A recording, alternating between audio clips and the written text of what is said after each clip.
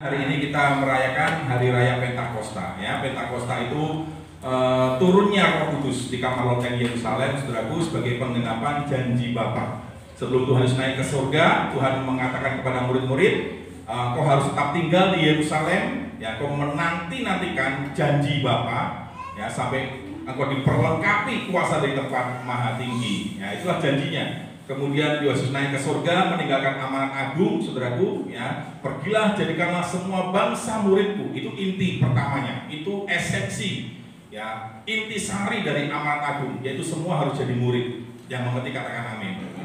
Ya, jadi inti besar, pesan utama dari amanat agung, saudara dan saya harus pastikan diri menjadi murid Kristus. Kalau saudara dan saya tidak menjadi murid Kristus, saudara tidak bisa melihat Tuhan Yesus datang dan menjemput kita. Saudara akan tertinggal. Karena standar untuk saudara bisa mengalami pengangkatan gereja Tuhan, bisa mengalami rapture, itu adalah murid. Saudara nggak bisa hari-hari ini pakai standar yang lama, pakai paradigma yang lama, berkata bahwa saya cukup jadi jemaat saja. Nggak bisa. Kalau dulu masih bisa, masih mungkin, masih bisa, ya. Tapi hari-hari ini saudara nggak bisa lagi punya paradigma cara berpikir saya mau jadi jemaat saja. Artinya apa? Hanya datang hari Minggu saja. Nggak cukup, saudaraku, betul. Nanti suatu hari ketika rapture itu tiba, datang, dan saudara, ya amit-amit lah yang tolak dalam nama Yesus, saudara sampai tertinggal, saudara pasti akan ingat khotbah saya hari ini. Betul, saudara akan ingat, wah iya dulu Bapak Gembala pernah bilang seperti itu, tapi saya nggak nurut, saya nggak ikuti. Saudara akan ingat. Tapi kalau sudah hari ini ambil keputusan, ya saya mau jadi murid, bukan sekedar jemaat. Jemaat itu apa? Jemaat itu hanya sekedar hari Minggu datang, dengar firman, pulang, sudah selesai. Hari-hari yang lainnya ya lagi untuk dunia, untuk diri sendiri. Gak pernah kita mengupgrade diri kita, kerohanian kita bertumbuh menjadi dewasa rohani. Itu hanya jemaat, saudaraku. Itu standar jemaat itu seperti itu. Tetapi saya mendorong kita semuanya, ya, ayo naikkan grade standar saudara. Semua apa yang terjadi di dunia, semua sekarang sedang menaikkan grade-nya, menaikkan standarnya. Sekolah-sekolah menaikkan standarnya. Ya, pegawai-pegawai atau karyawan-karyawan yang bekerja di kantor, di hotel, di mana, meningkatkan standarnya. Ya, kalau sudah masuk dalam salah satu bank terkemuka, saya nggak sebutkan, ya, saya melihat banyak perubahan di situ. Pelayanannya luar biasa, ya, semua di-upgrade semuanya. Berbeda sekali, saudaraku. Kalau dunia saja berlomba-lomba untuk mengupgrade kapasitas atau kualitas dirinya, apalagi kita sebagai anak-anak Tuhan, orang-orang percaya. Amin, saudaraku. Ya, biarlah lewat momentum Hari Raya Pentakosta ini, semua kita ayo perbesar kapasitas kita, upgrade kerohanian kita sampai sudah benar-benar bertumbuh, sampai sudah benar-benar mengerti, menangkap apa sih yang menjadi maunya Tuhan, kehendak Tuhan, dan saudara menghidupinya, melakukannya. Kalau sekedar jemaat, kalau melayani hanya melayani, bekerja ya hanya sekedar bekerja, nggak ada suatu kualitas yang unggul gitu. Tapi kalau murid ada suatu kualitas yang unggul, baik dalam pelayanan, dalam pekerjaan sehari-hari, dalam kehidupan sehari-hari, itu ada satu keunggulan, ya. Nah, itulah bedanya, saudara, antara jemaat dan murid.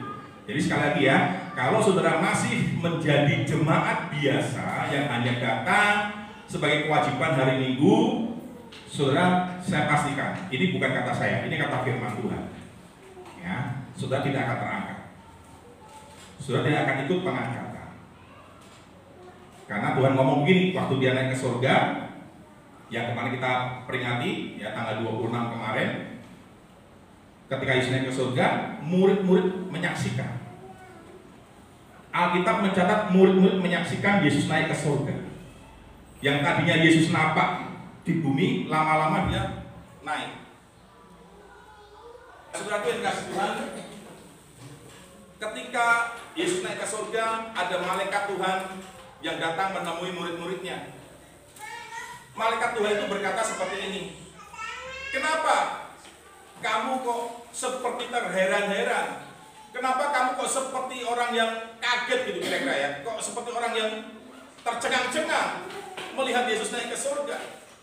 Malaikat ini melanjutkan, dia berkata begini, Yesus yang terangkat, Yesus ini yang terangkat ke surga, dia akan datang kembali dengan cara yang sama. Perhatikan ini, dengan cara yang sama seperti ia terangkat, maka dia nanti akan turun dengan cara yang sama. Artinya apa?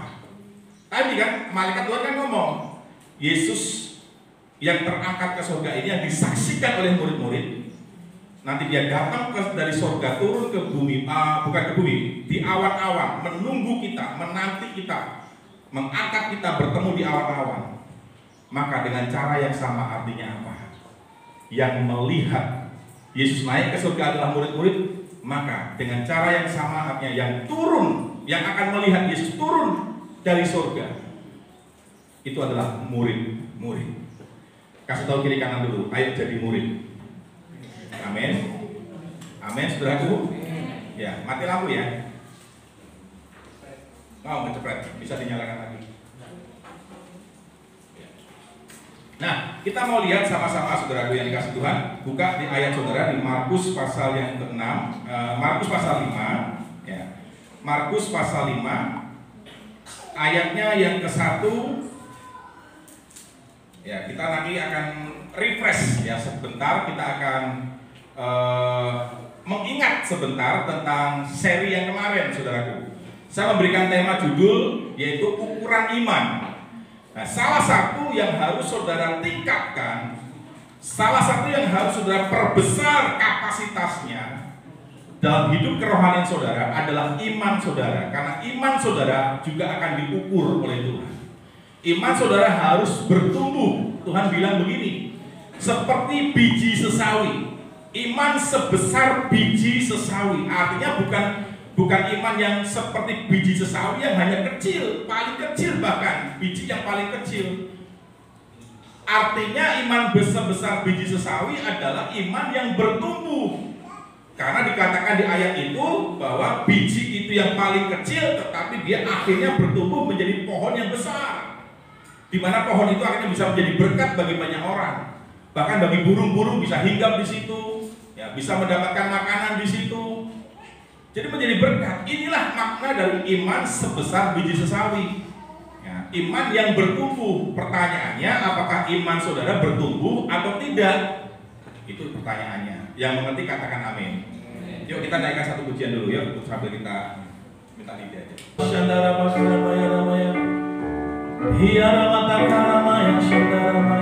Mari menyembah Tuhan.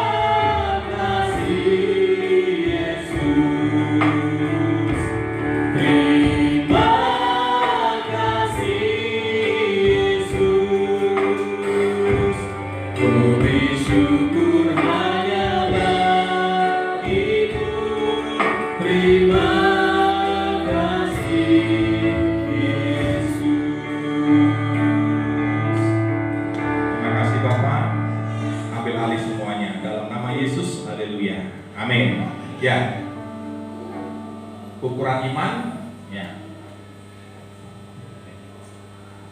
Kita akan lihat sama-sama saudaraku yang dikasih Tuhan di dalam perikopnya. Ya sekali saya ulang sekali secara singkat aja. Markus 5 ayat 1 sampai 20, ya.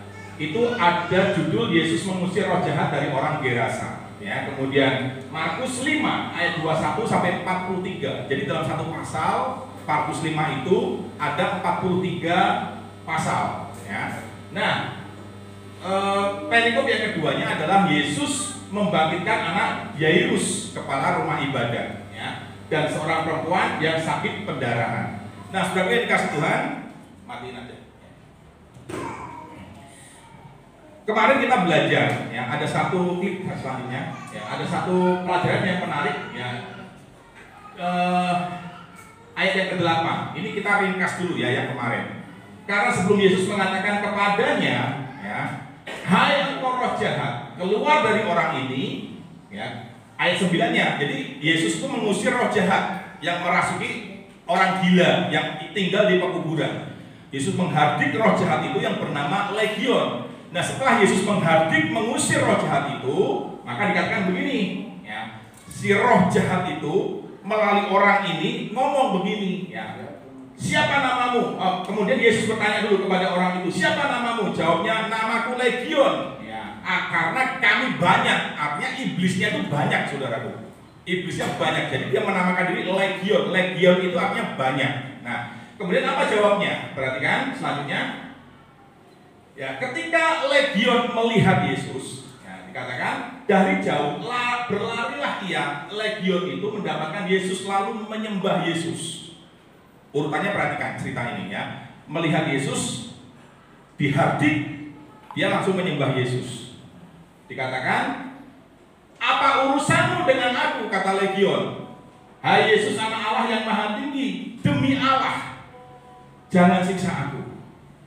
Jadi Legion, iblis, punya iman kepada Yesus, ya kan? Buktinya apa? Dia menyembah Yesus.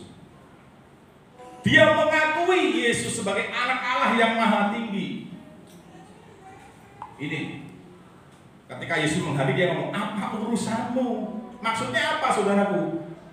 Jangan siksa aku. Artinya apa? Iblis tahu suatu hari dia akan disiksa di neraka. Sehingga waktu Tuhan Yesus datang, dia sudah ngomong dulu, ini belum waktumu, urusanmu apa datang, musir-musir aku, kira-kira begitu. Waktu untuk penyiksaanku belum waktunya, jadi ini bukan urusanmu.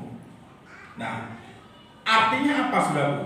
Nanti kita belajar beberapa PowerPoint, kita refresh kembali, ya.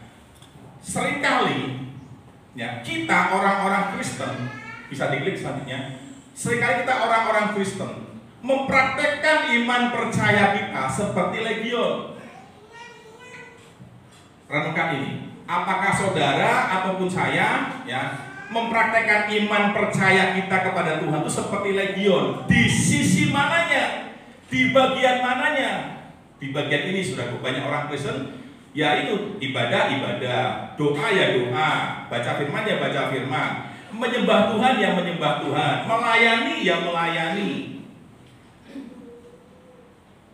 Banyak orang-orang Kristen seperti itu. Tetapi klik satu lagi. Seperti Legion, dia menyembah Tuhan, dia mengakui Yesus, tetapi dia tidak pernah menerima Yesus Kristus.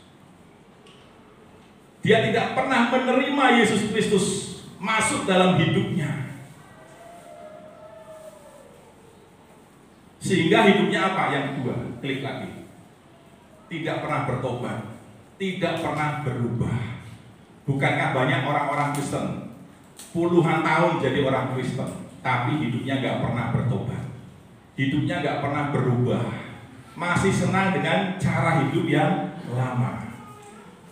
Maka setiap kali, ini yang kedua, yang selanjutnya, setiap kali Tuhan Yesus datang mengetuk pintu hati saudara dan saya, baik melalui khotbah minggu seperti ini, baik melalui mungkin saudara lihat siaran-siaran rohani, dengar acara-acara rohani, saudara ikut KKR, saudara ikut dalam seminar-seminar mungkin, ya kan?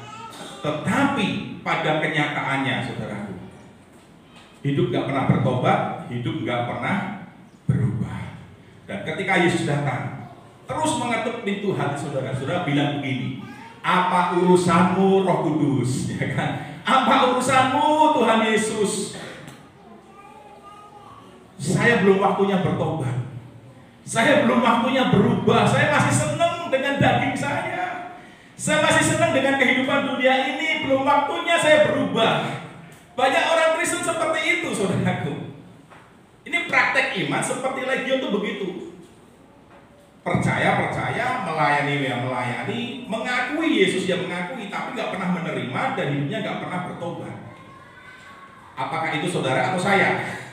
Ya, saudara bisa masing-masing introspeksi diri, ya kan? Ayo, karena sudah harus menjadi seorang murid, maka sudah praktek imannya harus seperti iman seorang murid. Firman Tuhan hari ini memotivasi saudara dan saya supaya saudara praktek iman sehari-hari itu benar, yaitu dengan cara bagaimana saudara buktikan bahwa saudara beriman kepada Yesus, percaya kepada Yesus dengan cara hidup saudara berubah, hidup saudara bertobat, hidup saudara semakin mencintai Tuhan, bukan mencintai dunia, semakin mencintai firman. Yang mengerti katakan amin. Apakah saudara masih berkata seperti tadi Legion, apa urusanmu? Hai hamba Tuhan, hai pendeta, apa urusanmu? Aku belum waktunya bertobat, aku masih senang-senang, aku masih ingin hidup seperti ini. Nantilah soal bertobat itu nanti, soal melayani itu nanti, ya kan? Soal hidup baru itu nanti, soal hidup sungguh-sungguh itu nanti. Sekarang belum waktunya. Kayak tadi kan Legion ngomong gitu, apa urusanmu? Jangan siksa aku dulu, ya kan? Waktunya belum tiba. Nah seringkali kita bilang begitu, waktunya belum tiba untuk aku bertobat. Nah hari ini sekali lagi lewat mimbar ini, lewat firman Tuhan ini, Tuhan memanggil saudara. Hai anakku, ayo bertobat. Ayo tinggalkan cara hidupmu yang lama. Tinggalkan cara hidupmu, kedaginganmu, keduniawianmu, tinggalkan. Ini panggilan Tuhan untuk kesekian kali mungkin buat saudara dan saya. Saya berdoa, saya berharap saudara tidak ngomong seperti Legion, belum waktunya. Ayo katakan, sekarang waktunya, katakan sama-sama. Waktunya untuk apa saudara? Bertobat. Tepuk tangan buat Tuhan Yesus. Bertobat itu artinya apa? Meninggalkan, ya kan? Berubah dari cara hidup yang lama kepada hidup yang baru. Apa yang selama ini saudara masih mengalami ketergantungan terhadap sesuatu, ayo lepaskan saudara. Jangan kita membenarkan. Seringkali begini, saya menemukan dalam kehidupan sehari-hari. Ya, seringkali saya menemukan seperti ini. Dijadikan sebuah alasan bahwa itu kan nggak bisa instan, ya kan? Untuk saya bisa berubah, untuk saya bisa bertobat, untuk saya bisa meninggalkan semua keterikatan dalam hidup saya itu nggak bisa instan, itu perlu proses. Seringkali kita membenarkan dengan cara begitu, ya kan? Susah untuk meninggalkan kebiasaan lama, susah, butuh proses, ya atau ya kira-kira. Seringkali kita berlindung di balik alasan itu. Tetapi Tuhan tunggu-tunggu 1 tahun, 2 tahun, 3 tahun, 4 tahun, 10 tahun, 15 tahun, 50 tahun, gak pernah berubah, gak pernah bertobat. Masih proses Tuhan. Bukan soal prosesnya, niatnya. Sudah niat atau enggak, mau atau enggak, itu masalahnya di situ. Jadi jangan lagi beralasan berlindung, Tuhan masih proses Tuhan, nggak bisa instan Tuhan. Seringkali kita begitu saudara. Tapi sekarang ayo paradigma yang baru, ya. Ini paradigma yang baru. Pakai saudara. Kalau saudara terus beralasan membenarkan diri dengan alasan masih proses, nggak bisa instan, ya saudara nggak akan pernah bisa berhenti, gitu. Nggak akan pernah bisa meninggalkan kebiasaan-kebiasaan lama itu, nggak akan pernah. Ya, jangan gengsi saudaraku. Ya kan? Jangan takut dikira gak maco misalkan. Jangan takut dikira apa, wah gak gaul, ya kan misalkan. Wah gak minum-minum mah gak gaul. Gak berjudi mah gak gaul. Jangan takut saudaraku. Jangan gengsi, ya kan. Amin saudaraku. Amin. Demi surga saudaraku, demi Yesus. Gak usah pedulikan yang begitu. Saya gak pernah dapat omongan-omongan seperti itu. Ya, saya nggak mabuk, saya nggak ngerokok, saya nggak minum-minum, saya nggak judi, nggak ada tuh ngomong Ngatain saya banci nggak ada tuh. Ngatain saya nggak gaul nggak ada tuh. Sekalipun komunitas saya semuanya begitu, ya kan? Waktu saya ngeronda, itu mereka pada wah, ya begitu. Tapi ya saya tetap aja santai aja gitu, nggak merasa aduh nggak enaknya nggak gaul, nggak ada tuh. Dan mereka nggak ngomongin kok, mereka justru masukkan. Ya kan? Seringkali kan kita terbawa, aduh, ntar dikira nggak gaul, ntar dikira kuper, ntar dikira nggak update. Ya itu karena kita berpikir seperti itu, akhirnya kita nggak bisa bertobat, nggak bisa lepaskan. Ya kan? Wah, bukan orang milenial lu, bisa. Orang milenial mah begini cara hidupnya. Panggilan Tuhan buat saudara dan saya. Kenapa? Karena saudara dikasihi oleh Tuhan Yesus. Yang penting katakan amin. Kesimpulannya lihat ya. Nah, ukuran iman ini yang pertama. Ukuran iman. Dikatakan begini, seperti apakah cara dan perilaku hidupmu dan hidupku? Nah, gitu ya. Dikatakan itu menunjukkan seperti apa iman percayamu. Kalau cara hidup kita masih belum bertobat, masih belum berubah, ya iman kita berarti belum bertumbuh, belum dewasa, belum levelnya, belum standarnya belum murid. Yang mengerti katakan amin. Sudah bersuka cita? Sudah bisa menerima lemah lembut firman ini? Ya, ini Tuhan sudah mau datang, saudaraku. Ya, saudara perlu makanan-makanan yang keras seperti ini, yang untuk mengingatkan saudara sebagai tanda bukti kasih Tuhan kepada kita semua di tempat ini. Jujur hati saya itu sedih dan gelisah gitu. Hati saya itu rasanya sesak gitu kalau sampai nanti banyak jemaat yang tertinggal gitu. Ya. Saya berdoa semua bisa ikut dalam rapture pengangkatan. Kita ketemu sama Tuhan di surga nanti. Kita reuni lagi saudara di surga. Amin. Ya. Mau gak reuni di surga nanti? Kalau sudah mau reuni bersama-sama kita keluarga besar Hadi Bapa di kali Jati nanti ketemu di surga. Ayo hari ini sudah putuskan. Di momen Pentakosta jadikan satu titik balik, batu loncatnya untuk saudara. Berbalik, bertobat, berubah. Sekali lagi, jangan takut dikata-katai oleh orang-orang teman-teman kita. Jangan takut, saudara. Jangan malu, jangan gengsi. Dan saudara yang di sini pun juga jangan dengan teman-teman kita yang sudah mulai bertobat, berubah, malah di ojok-ojokin lagi, diojok-ojokin ya. Dipanas-panasin lagi. Saudara. Dihasut lagi. Diiming-imingin lagi, jangan didukung, wah kamu keren gitu, jangan. Kamu udah nggak minum-minum lagi, keren bro, lanjutkan bro, semangati saudaraku. Jangan malah anggap gaul, nggak ikutan kita, jangan saudaraku. Justru harus didukung semuanya. Yang mengerti katakan amin. Yang mau katakan amin. Ada tepuk tangan buat Tuhan.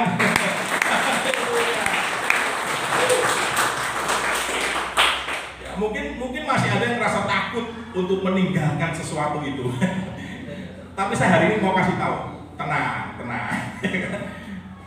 Sekalipun ada, nggak usah pusing, saudaraku, ya kan? Nggak usah pusing. Next selanjutnya ya. Nah sekarang yang kedua kita lewat, ya.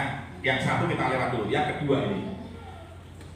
Kisah yang kedua, tadi kisah pertama tentang legion, kisah yang kedua tentang perempuan yang sakit pendarahan.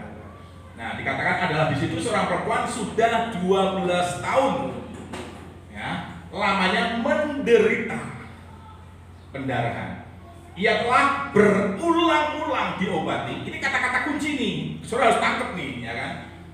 Ia telah berulang-ulang diobati berbagai tabib, berbagai dokter kalau sekarang, ya.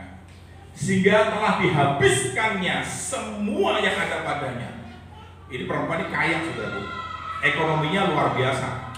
Bayangkan dia bisa bertahan 12 tahun, saudaraku, ya, untuk berobat, untuk lakukan apa demi kesembuhannya. Dia kalau bukan orang yang mapan nggak mungkin Nggak mungkin dia bisa berobat ke berbagai tabib, saudaraku, ya kan? Ini indikasi bahwa perempuan ini orang yang mapan ekonominya. Perhatikan ya. Namun sama sekali tidak ada faedahnya, malah sebaliknya keadaannya semakin memburuk. Nah, ini kata kuncinya, perhatikan. Ini iman percaya yang sering salah kita praktekkan. Dia, siapa maksudnya dia? Yang dimaksud dia siapa? Jangan takut salah. Perempuan yang sakit pendarahan ini, ya, dikatakan sudah mendengar berita-berita tentang Yesus.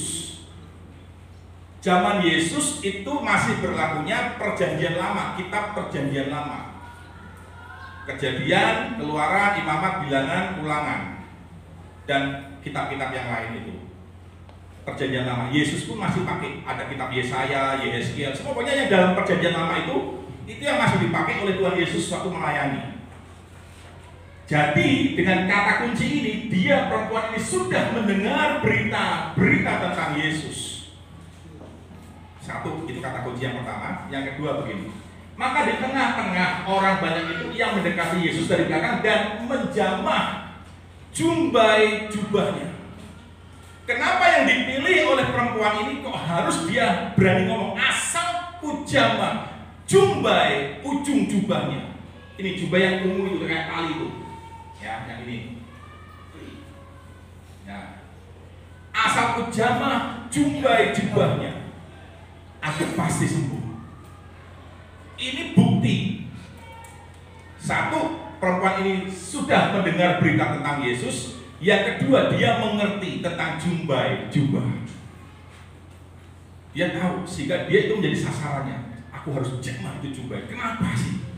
Ini bukti bahwa perempuan ini sebenarnya dia tahu firman. Dia sering dengar tentang Yesus. Dia mungkin baca, dia ngerti firman perjanjian lama, dia ngerti. Kalau dia nggak ngerti perjanjian lama, dia nggak mungkin mengarah kepada ini, jumbai jubah. Ini kata kunci yang luar biasa, saudara. Dia pilih jumbai jubah, dia ngerti firman. Firman yang mana? Kita lihat, klik selanjutnya.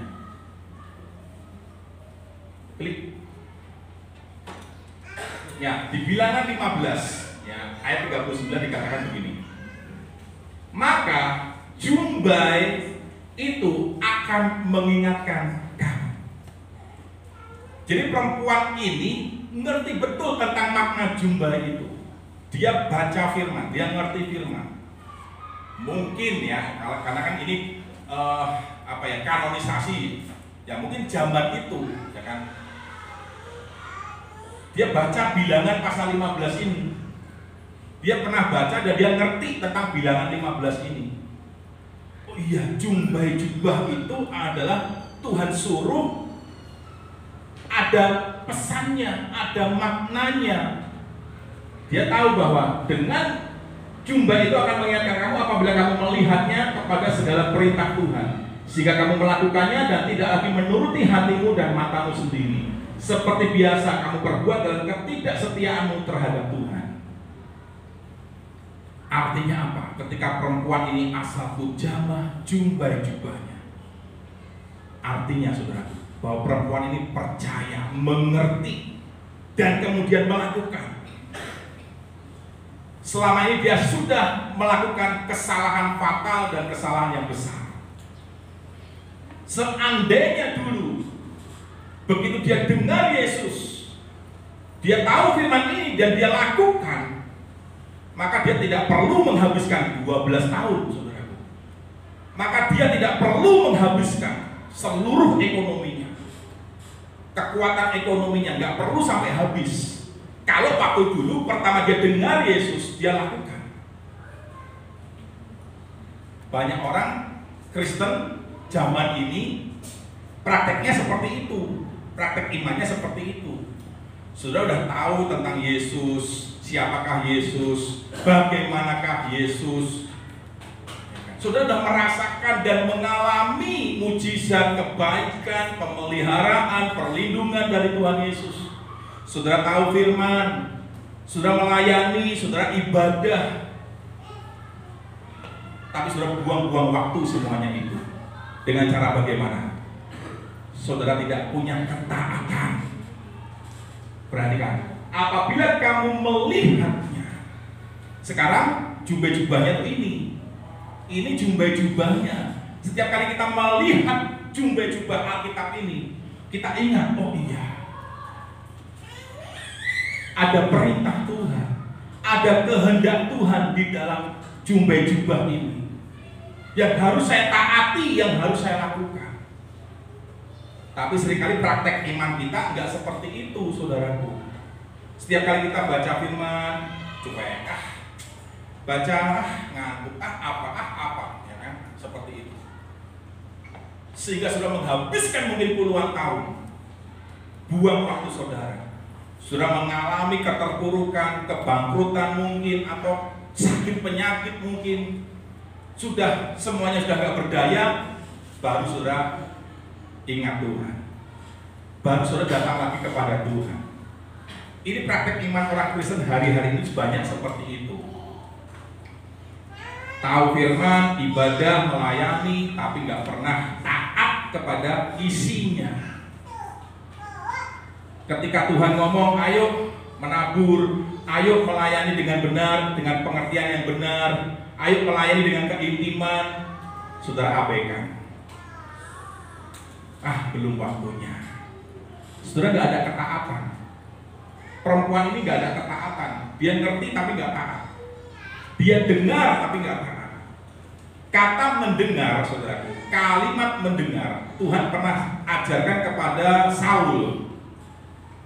Ya, Saul, manakah yang lebih penting, kata Tuhan kepada Saul. Ini dalam bahasa sehari-hari saya aja, ya, nggak tepat seperti kalimatnya, ya kan?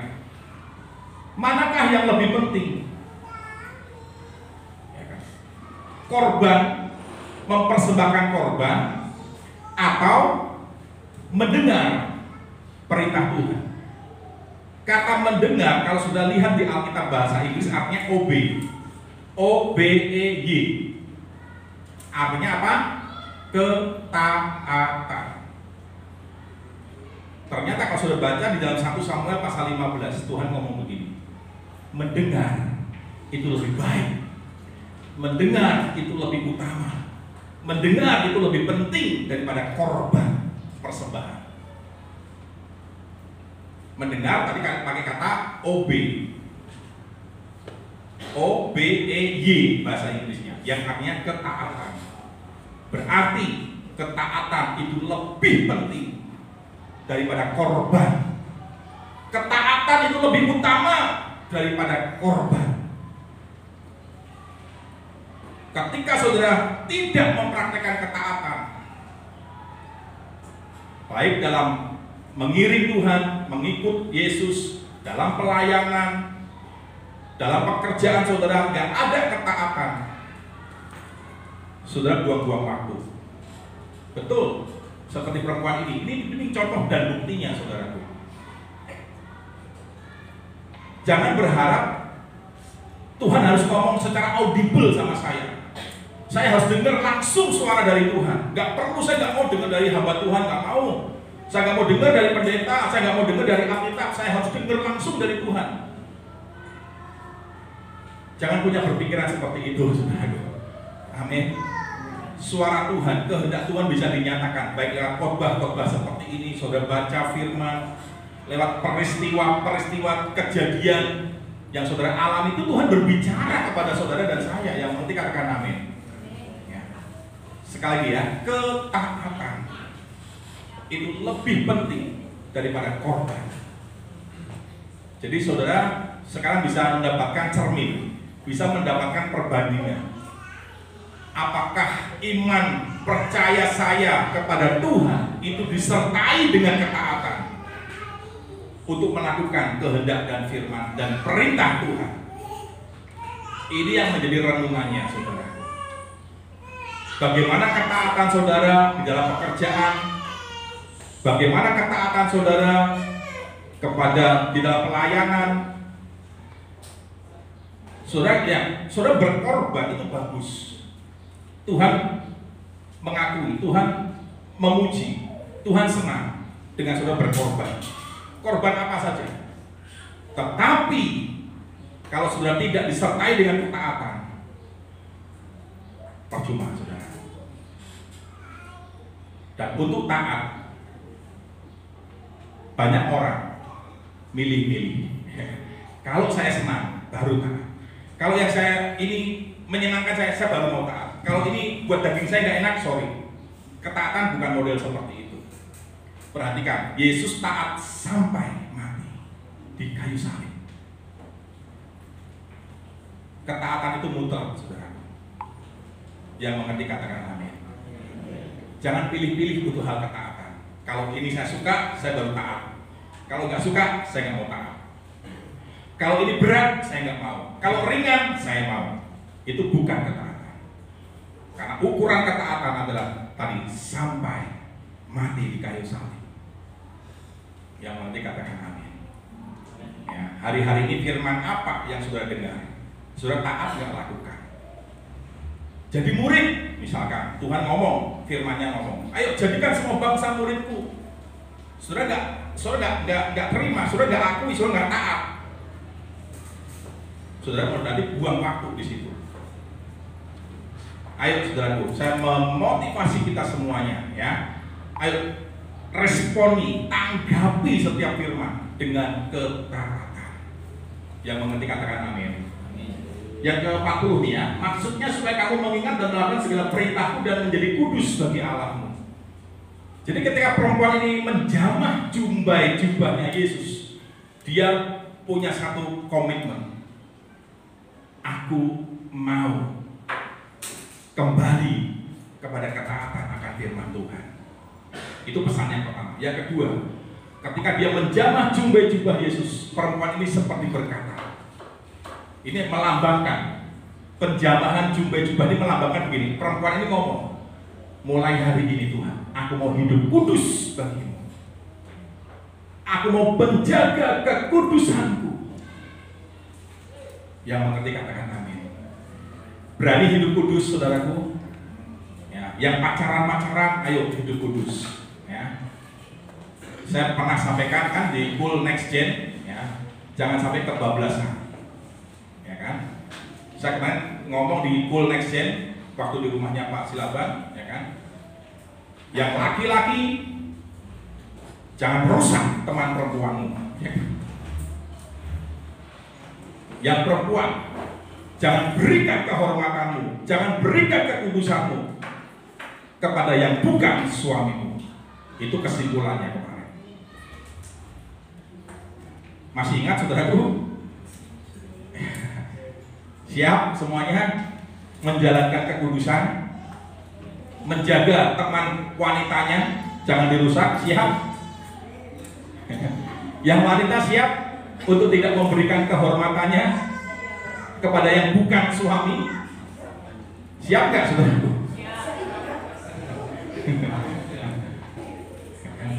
Yang rugi perempuannya, saudaraku. Yang banyak dirugikan perempuan. Jadi perempuan-perempuan jaga kehormatan, hidup kudus di hadapan Tuhan. Dalam berpacaran ada batas-batasnya, jangan dilanggar. Nanti kalau dilanggar kebablasan.